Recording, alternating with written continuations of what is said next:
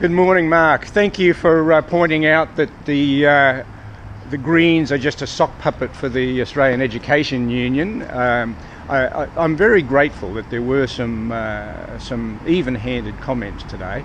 I thought Barnaby Joyce was an excellent performance by him in trying to not make comment when he shouldn't make comment, and trying to introduce a bit of humour. Australia is a land of larrikins. Did you think his performance was? No, I thought. It was interesting to see Barnaby's disposition this morning. I thought he was very circumspect and appropriately so in relation to that matter of the three ministers and that's before the courts. Obviously, they're before the courts for extemporising on matters that are currently in process. So he's smart enough not to add to that problem by extemporising himself.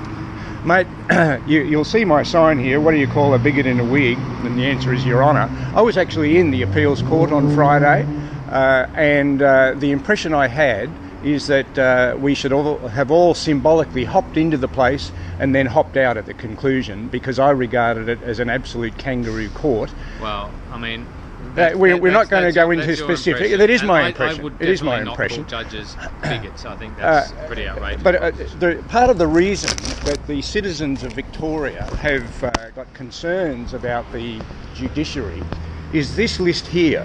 And I've called it "They're Dead Because Judges Got It Wrong." The Burke Street Six. The people who died in Burke Street were mown down by a guy who was on bail for other offences, and it's arguable that he should never have been in public to unleash what he did.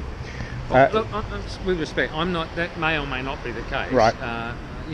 Obviously those events, can be wise in hindsight, and that there may be a causal relationship or there may not be. It's a long time ago. Yes. And in the case of Jill Meagher, I know that the debate about offenders known and to police who subsequently go on to commit. There's the list. That's a genuinely live debate, and I accept that people will have that.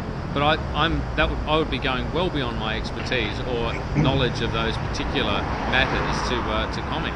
But I would just say this though: I do not regard judges as bigots, and I think that's perhaps you're just saying that as a light-hearted statement, but I think the whole point about our judiciary is to weigh the evidence and to apply the law, and I think for the most part they do that very well. Not only was I in the appeals court for that matter, a few days before I was in the Supreme Court when it was announced that a settlement had been reached in relation to the Manus Island matter. On that day there were 18 learned friends in the body of the court, some in gowns, some just in suits.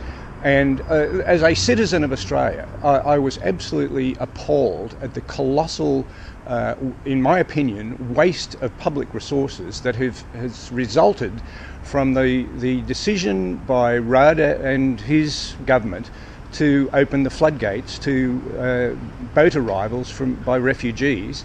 As Minister Dutton pointed out, it's cost $14 billion and 50,000 people came into the country. I think that doesn't mean they have to be mistreated once they become part of Australia's international legal responsibility. Well, it's arguable whether they have been mistreated. Well, the government has just settled a case that turns on their treatment in Manus Island. So I would have thought that prima facie there's a pretty clear acknowledgement by the government that it either doesn't want to be accountable to this or doesn't want to be accountable for any more money than it has to. Just to be fair, the total reason we are in this position goes back to the Labor government and their acolytes who got us in this position. For perhaps the best of hopes, but the result was 1,300 people possibly drowned at sea. Many people remain in detention. So I think the public needs to accept that whatever fault the current government has, it's all a result of what the previous government left them.